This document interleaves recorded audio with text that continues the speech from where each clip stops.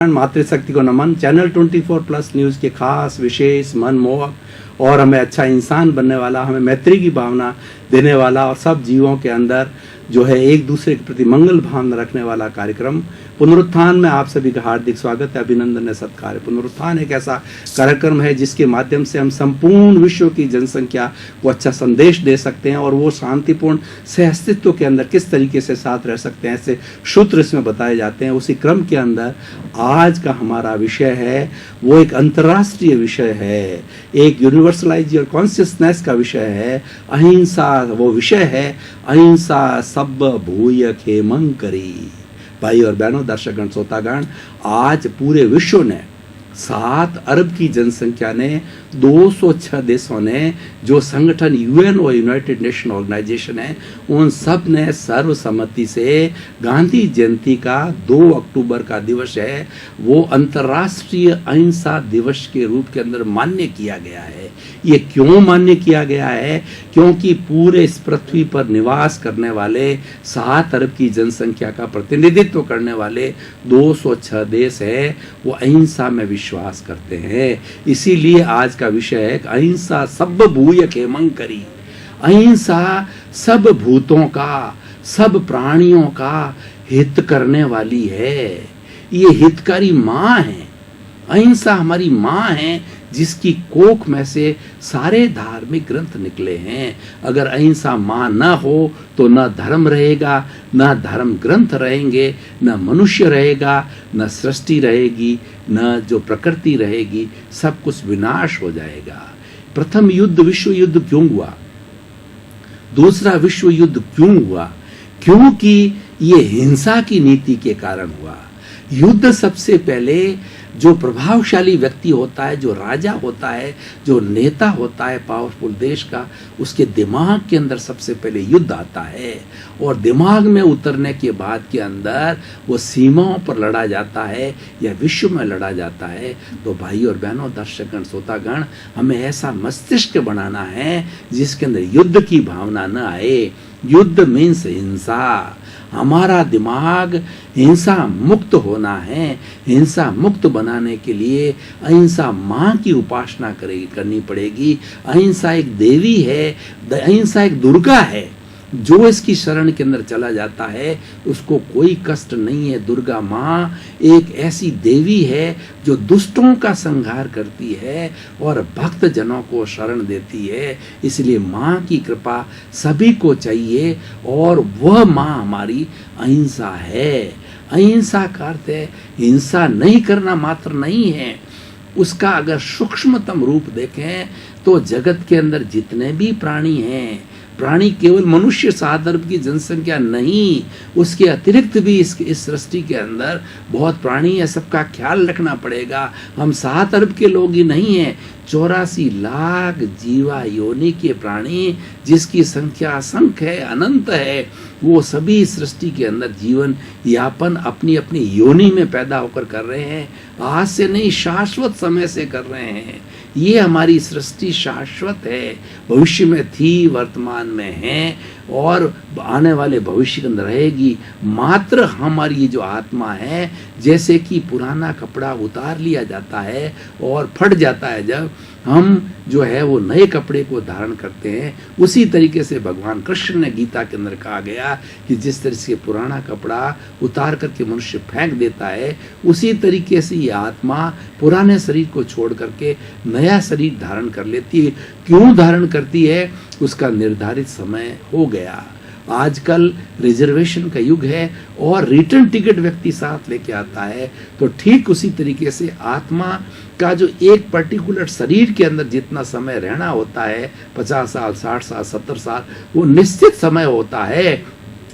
उससे 1 सेकंड भी किसी प्राणी की आत्मा उस शरीर में नहीं रह सकती है। उसका अगला रिजर्वेशन हुआ होता है, उसमें जाना होता है। तो मैं बात कर रहा था अहिंसा की। अहिंसा एक ऐसा विषय है जिसके ऊपर घंटों घंटों पर बात की जा सकती है, क्योंकि सार्वभौम विषय है, ये यूनिवर्सल ट्रुथ है, ये सार्वभौम की परिभाषा के अंदर आता है और ये सबको प्रिय होती है। इसलिए अहिंसा सब भूय खेमं करी। हर प्राणी का हित करने वाली है। सृष्टि के अंदर ऐसा कोई प्राणी नहीं है जिसका जो है वो अहिंसा अहित करती है।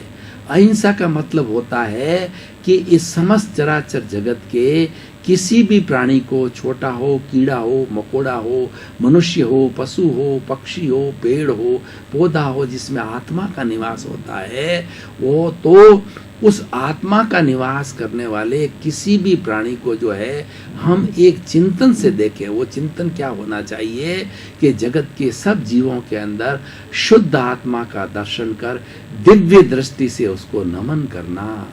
उसके अंदर प्रभु का निवास है और हर प्राणी में शुद्ध आत्मा एक जैसी है, लेकिन उसका विकास भिन्न भिन्न है। वो कर्मों से आबद्ध होने के कारण वो बद्ध आत्मा होती है और उसके कर्म जटिल है। कर्म भारी है तो एकेंद्रिय है, कर्म कम है तो हमारे जैसे मनुष्य पंचेंद्रिय बनते हैं। और बहुत हिंसात्मक जो है उसकी आत्मा है तो नरक गति में जाती है, शुद्ध आत्मा है वो देव गति के अंदर जाती है।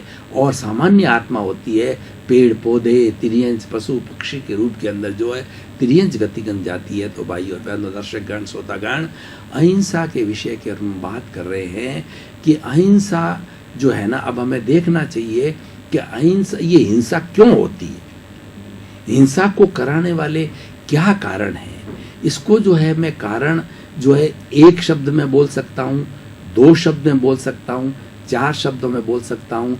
और हमारी माला के 108 मणके होते हैं। ये मणके भी इस बात का प्रतीक है। माला क्यों फेरते हैं कि एक माला का मणका जो हमने फेरा, इसका मतलब हमने एक अहिंसा का सूत्र लिया, दूसरा लिया तो दूसरा अहिंसा का सूत्र लिया। यानी हिंसा को हम 108 तरीके से करते हैं और उनको रोका जाना वह अहिंसा है। तो हम अब सबसे पहले बताना चाहता हूँ कि हिंसा होने के मुख्य 4 कारण हैं: क्रोध, अहंकार, माया और लोभ। इसको एक शब्द में कहें तो ये सारा कषाय कहलाता है। कषाय का मतलब रंगा हुआ। ये चारों चीज रंगे हुए हैं, ये पवित्र नहीं है, ये अशुद्ध है। ये अशुद्ध होने के कारण हिंसा करवाते हैं। और इनको 2 शब्दों में कहें तो राग और द्वेष कहलाता है। राग के अंदर जो माया और लोभ आते हैं, क्रोध के अंदर, और दूसरा द्वेष के अंदर क्रोध और अहंकार आते हैं। ये चारों अग्नियां हैं और ये अग्नियां, ये चारों अग्नियां हमारे भीतर दहकती रहती है। और जिसमें ये चारों अग्नियां होती है वही हिंसा कराती है। और इसको शमन कर लेता है इन अग्नियों को, वो अहिंसावादी हो जाता है। तो ये 4 कारण हमने बताए। अब उसके बाद के अंदर हम मल्टीप्लाई करके 108 तक पहुंचेंगे कि हिंसा 4 कारण हो गए: क्रोध, मान, माया, लोभ। अच्छा, हिंसा किससे होती है? हिंसा मन से होती है, हिंसा वचन से होती है, हिंसा काया से होती है। मन से हिंसा कैसे होती है कि भीतर आपने स्वयं जो है अपना एक विचार विमर्श किया कि मुझे बहुत दुख आ गया, मैं फेल हो गया, मेरे पर कर्जा चढ़ गया और अब जो है मेरे पास में कोई कमाई का साधन नहीं है, तो मैं आत्महत्या कर लूं। ये अपने प्रति बुरा भाव आया, ये भी एक हिंसा है। मन के अंदर किसी के प्रति भाव आया कि इस व्यक्ति का घर जला दिया जाए, इस व्यक्ति का घर तोड़ दिया जाए, इस व्यक्ति को गोली से शूट कर दिया जाए, ये मन की हिंसा हो गई। और वचन की हिंसा कौन सी होती है कि शब्दों के द्वारा हिंसा की जाती है। किसी को माँ बाप की गाली दे करके और किसी को शर्मनाक गाली दे करके, किसी को शर्मनाक तिरस्कार के शब्द करके। जैसे देखिए कि द्रौपदी ने मात्र इतनी बात कही थी कि अंधों का बेटा अंधा होता है। क्या है कि जिस वक्त के अंदर दुर्योधन राजसभा के अंदर आया, जिसके अंदर द्रौपदी भी बैठी थी और सब सभासद बैठे हुए थे, तो राजसभा ऐसे इस तरीके से वो चमक रही थी, उसके अंदर मालूम नहीं पड़ रहा था उसके फ्लोर के अंदर कि यह पानी है या बिना पानी के, सब एक जैसे लग रहे थे। तो दुर्योधन को जो है उसका पाँव जो उसने देखा इसमें पानी है और वो फिसल गया। तो इस पर द्रौपदी हंस पड़ी और उसने कहा कि अंधों का बेटा अंधा होता है, यानी धृतराष्ट्र उसके पिता अंधे थे। ये बात उसको ऐसी चुभ गई कि इस बात को लेकर के महाभारत हो गया और वो शल्य भराई नहीं। तो भाई और बहनों, दर्शकगण, श्रोतागण, हम ये बाणों के जो तीर हैं ऐसे चुभाते हैं कि हमारे शरीर पे लगा हुआ घाव तो मिट जाता है। शब्द का बाण जो है ऐसा भयंकर होता है कि युगों युगों तक वो दुश्मनी पैदा कर देता है और वो दिमाग के अंदर हर वक्त घूमता है, शत्रुता पैदा करता, हिंसा पैदा करता है। तो ये हमारा हो गया वचन की हिंसा, शरीर की हिंसा। हम चल रहे हैं, बिना देखे चल रहे हैं, बेचारे छोटे मोटे कीड़े मकोड़े हैं, हमारे पैर के नीचे, बूट के नीचे दबकर के मर जाते हैं। ये हिंसा हो गई। दूसरा, हमने अनावश्यक पेड़ को काट दिया, हमारा कोई लेना नहीं देना नहीं, और पेड़ काट दिया, रोज कटाते हैं। और उसके अलावा ऐसे ऐसे बूचड़ खाने लोग चलाते हैं कि देखिए, कमाने के लिए, पेट भरने के लिए, परिवार का पोषण करने के लिए और भी बहुत से धंधे हैं। हम वस्तुओं का विनिमय कर सकते हैं, हम खाद्य पदार्थों को बेच करके पैसा कमा सकते हैं, खाद्य पदार्थ का खेती करके प्रोडक्शन कर देते हैं, लेकिन पशुओं को मारा जाता। भाई और बहनों, दर्शकगण, आज का ही मैं बताऊं, मैं घर से निकला तो मैंने एक जो है वो बंगाली परिवार को मेरी दृष्टि पड़ गई। वो किस तरीके से जो मुर्गे को हलाल कर रहा था, वो मेरी दृष्टि पड़ने से मैंने दृष्टि घुमाई, लेकिन दृष्टि जितनी पड़ी और उसका जो गर्दन कट रही थी मेरी दृष्टि पड़ने से, मेरी आंखों के अंदर स्टूडियो तक आया तो मेरी आंखों के अंदर आंसू थम नहीं रहे थे। मेरा हृदय द्रवित हो गया और पूरे रास्ते में ईश्वर से प्रार्थना करता रहा कि हे ईश्वर, इनको सद्बुद्धि दे, बेचारे कत्ल करने वाले मनुष्यों को, कि तुम्हारी भी गर्दन आने वाले समय में यही मुर्गा वापस काटेगा। और यही सृष्टि का नियम है कि जैसा बोओगे वैसा पाओगे, जैसी करनी वैसी भरनी। ये अहिंसा पर लागू होती है। दर्शकगण, भाई और बहनों, हम बहुत गहरे चले गए थे, इतने गहरे चले गए थे कि हमारा स्वयं का भान मिट गया। तो हम अब तरोताजा होने के लिए थोड़े समय का ब्रेक लें।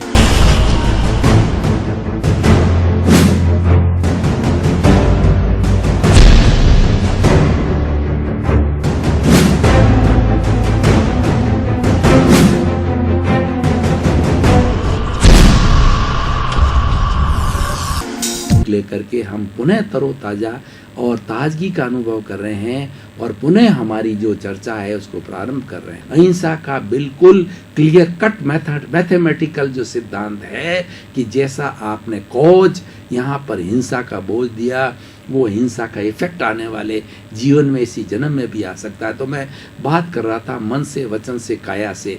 पहले हमने क्रोध, मान, माया, लोभ और 4 से इसको गुणा किया, 4 × 3 12। अब आगे चलते हैं कि हिंसा करना, हिंसा करवाना और हिंसा का अनुमोदन करना।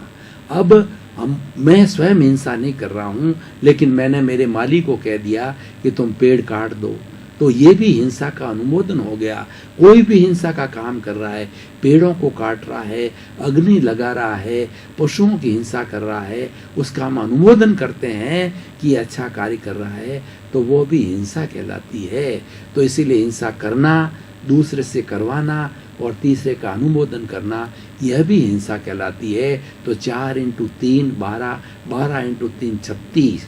अब देखिए, हिंसा करने के लिए प्लानिंग करनी पड़ती है।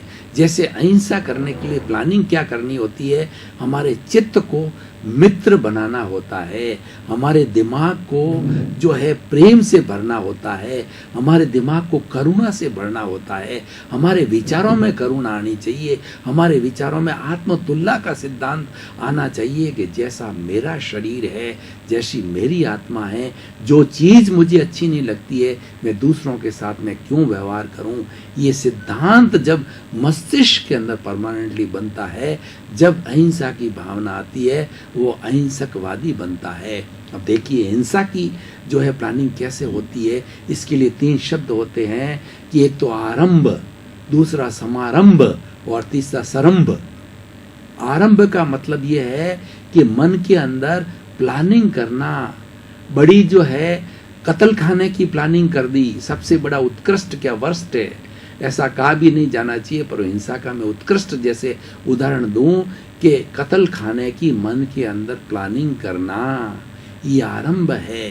दूसरा समारंभ है कत्ल खाने की मशीनों को लगाना, और सरंभ है हिंसों को कत्ल करना। इस तरीके से कोई भी फैक्ट्री, कोई भी कार्य जिसमें हिंसा होती है, जैसे मान लिए रंगाई छपाई की फैक्ट्री होती है जिसके अंदर बॉयलर में अग्नि को जलाया जाता है, और जो जिसके अंदर कास्टिक वगैरह डाला जाता है, तो वो पानी के साथ दूषित होकर के जल को दूषित कर लेते हैं। दूषित जल जो है हमारी अंदर जाता है। कोई वायु के प्रदूषण के होते हैं, जो जितनी जो है जो कार्बन डाइऑक्साइड से छूटती है जिस फैक्ट्रियों से माध्यम से, ये सब हिस्सा का उसको फैक्ट्री को प्रारंभ करना, ये सरंभ है। आरंभ समारंभ सरंभ 36 × 3 को गुणा करने से 108 तरह से हिंसा होती है। अब इसको रोकने के लिए प्रतिरोधात्मक शक्ति को पैदा करना है कि इसके अंदर जो हम, इसीलिए हम माला फेरते हैं, हम ईश्वर से प्रार्थना करते हैं कि हे ईश्वर मुझे शक्ति दो कि मैं अहिंसावादी बनूं, और 108 मलके में अपने एक एक ईश्वर का नाम बार बार लेते हैं, और ईश्वर महान शक्तिशाली होता है, वो हमारे में अहिंसा का जो है भावना पैदा करता है। भाई और बहनों, दर्शकगण, श्रोतागण, आज मैं बताना चाहता हूँ कि आज का सिनेरियो क्या है, आज हमारे समाज में क्या चल रहा है। हमारा समाज काफ़ी हद तक हिंसावादी हो गया है। व्यक्ति की कोई बात, बच्चे की, घर की, परिवार के किसी सदस्य की कोई भी बड़ा बुजुर्ग बात नहीं मानता है तो सीधा हिंसा का फॉर्मूला लागू करता है कि मैं सुसाइड करने जा रहा हूँ, आप मेरी ये बात नहीं मानोगे तो मैं सुसाइड कर लूँगा। पत्नी कहती है अपने पति को कि मेरी ये बात नहीं, उसको वो प्रेशर से मनवाने के लिए वो हिंसा का उपयोग करते हैं, नहीं तो मैं जल के मर जाऊंगी। तो इस तरीके से, और दूसरा क्या है, घरों के अंदर जो है वो आज हमारी हिंसा बहुत हो गई है। घरेलू हिंसा कि हमारी बहन बेटियों को दहेज के लिए जलाया जाता है, कितनी बड़ी हिंसा हो गई है। और दूसरा सबसे बड़ी हिंसा है, उनको प्रताड़ित किया जाता है। हमारी जो बेटी और बहू में फ़र्क क्या है। आज वो क्या आपने सोचा कि तुम्हारी बेटी भी किसी के बहू बन के घर जाएगी, उसके साथ में ऐसा व्यवहार किया जाएगा तो कितना दुख तुम्हारे होगा, और तुम किसी की बेटी को घर बहू के रूप में लाते हो और उसके साथ व्यवहार करते हो तो क्या उसके माता पिता को दुख नहीं होगा। तो इस तरह की समान भाव रखना, चाहे बेटी हो चाहे बहू हो, उसको बेटी वत मानना, और बेटी ही होती है, क्योंकि बेटियां घर में नहीं होती है, बेटियां पराया धन होती है, दूसरे के घर में जाती है। हमारी ये भारतीय संस्कृति की पारिवारिक सिस्टम है, हमारा फैमिली सिस्टम है। खुद की बेटी दूसरे घर जाती है, दूसरे की बेटी को बहू बना के लाते हैं, उससे हमारी वंश परंपरा चलती है। ये भारतीय संस्कृति की एक सुंदर पारिवारिक व्यवस्था है। तो हम घरेलू हिंसा करते हैं। समाज के अंदर कितनी तरह की हिंसा हो रही है कि समाज के अंदर समाज का पैसा लोग लूट लेते हैं, मंदिरों का पैसा व्यक्तिगत काम में लेते हैं और घूसखोरी करते हैं। समाज के अंदर करप्शन होता है। ये क्यों किया जाए? ये सारी हिंसा है। और दूसरी बात है कि हमारी यूनियन है, अपनी बात को मनाने के लिए, सरकार से मनाने के लिए हमारी संपत्ति को जला देते हैं, बोगी जो ट्रेन की बोगियों को जला देते हैं, ट्रेन की जो रेलवे की पटरियों के बोल्ट खोल देते हैं। हज़ारों ट्रेन के एक्सीडेंट जो है अनजाने में होने कारण हज़ारों लोगों की जो है वो मौत हो जाती है। तो भाई और बहनों, दर्शकगण, श्रोताओं, क्या आपने सोचा कि वो बहने वाला खून हमारा ही खून बह रहा है? आप किसी व्यक्ति को कोई दुख देते हो, दुख की भावना रखते हो, दुख की प्लानिंग करते हो, उसको दुख तो कब होगा या न होगा वो आप अपने लिए गड्ढा खोद रहे हो। दूसरा पड़ेगा या न पड़ेगा, कब पड़ेगा पता नहीं, लेकिन आप तो उसी क्षण गड्ढे के अंदर पड़ गए और आपने ऐसे कॉजेज जो है अपनी आत्मा के अंदर डाल दिए कि आने वाले समय के अंदर, आने वाले अगले जन्म के अंदर उन सब के परिणाम भुगतने पड़ेंगे।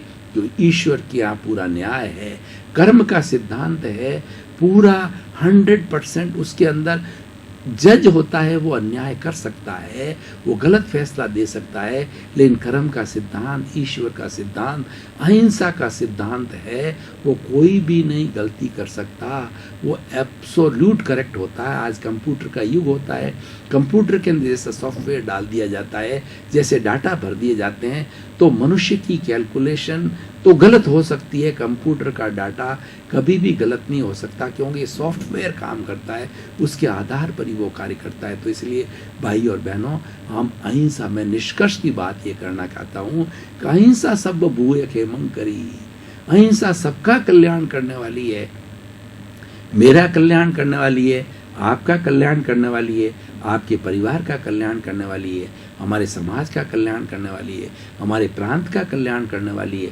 हमारे देश का कल्याण करने वाली है, हमारे विश्व का कल्याण करने वाली है। और ये वसुधैव कुटुंबकम की भावना, ये संपूर्ण विश्व की 84 लाख जीवा योनि का कल्याण करने वाली अहिंसा माँ है। तो आज के इस विषय के माध्यम से मैं ये निष्कर्ष देना चाहूँगा, उस माँ की अहिंसा की उपासना करो, उस माँ के चरणों में जाओ, उस माँ को रोज दिया बत्ती करो, रोज धूप चढ़ाओ, उसकी जो है प्रार्थना करो, अहिंसा सब भूय खेमं करी, अहिंसा सब भूय खेमं करी, इसकी माला फेरो, तो निश्चित रूप से हमारे विचार अच्छे होंगे, हमारे विचार शुद्ध होंगे। और देखिए, हमारे भाव शुद्ध होंगे। भाव शुद्ध होने के लिए क्या कहा जाता है? जिसका भाव शुद्ध होता है उसके विचार शुद्ध होते हैं, जिसका विचार शुद्ध होता है उसका आचार शुद्ध होता है, जिसका आचार शुद्ध होता है उसका व्यवहार शुद्ध होता है, और जिसका व्यवहार शुद्ध होता है वो व्यक्तित्व शुद्ध होता है, और व्यक्तित्व शुद्ध होने से व्यक्ति अच्छा बनता है। सुधरे व्यक्ति, समाज व्यक्ति से राष्ट्र स्वयं सुधरेगा। हम व्यक्ति का सुधार करना चाहते हैं। व्यक्ति हमारी विश्व की एक इकाई है, विश्व का सबसे इम्पोर्टेंट घटक व्यक्ति है, क्योंकि एक व्यक्ति से 7 अरब की जनसंख्या बनती है, और इस चराचर जगत के दूसरे प्राणी है वो व्यक्ति पर आधारित है। उन सब का भला करने वाला व्यक्ति है, क्यों सबसे अधिक समझ रखने वाला, सबसे उत्कृष्ट विचार वाला, सबसे उत्कृष्ट बुद्धि वाला प्राणी व्यक्ति है। तो 7 अरब की जनसंख्या वाले लोगों के ऊपर ये सबसे बड़ा दायित्व है कि ये चराचर जगत की असंख्य जीवों की वो रक्षा करे। वो रक्षा कैसे करेगा? अहिंसक बन करके रक्षा करेगा। दर्शकगण, श्रोतागण, भाइयों और बहनों, पुनरुत्थान कार्यक्रम हमारे जीवन का एक ऐसा अंग बनता जा रहा है कि हम अब रोज हमारे में एक ललक, हमारे में लालच जागृत हो गया है कि प्रतिदिन हम इस कार्यक्रम को सुने, क्योंकि ये कार्यक्रम हमारे जीवन से जुड़ा हुआ है, हमारी आत्मा से जुड़ा हुआ है, पूरे विश्व से, चराचर जगत से जुड़ा हुआ है, सृष्टि से जुड़ा हुआ है, क्योंकि इस पुनरुत्थान कार्यक्रम का मुख्य उद्देश्य जगत कल्याण है। और ये पुनरुत्थान कार्यक्रम ये चाहता है कि सर्वे भवन्तु सुखिनः सर्वे भवन्तु निरामया, जगत के सब जीवों को सुख मिले, आनंद मिले, शांति मिले, सम्मान मिले, और सब जीवों को मोक्ष मिले। आपके प्रति मंगल भावना, शुभकामना, आपका जीवन आनंदमय हो, सुखमय हो, और आप खूब प्रगति करते रहें। पुनरुत्थान कार्यक्रम के माध्यम से आपके प्रति मंगल भावना, शुभकामना।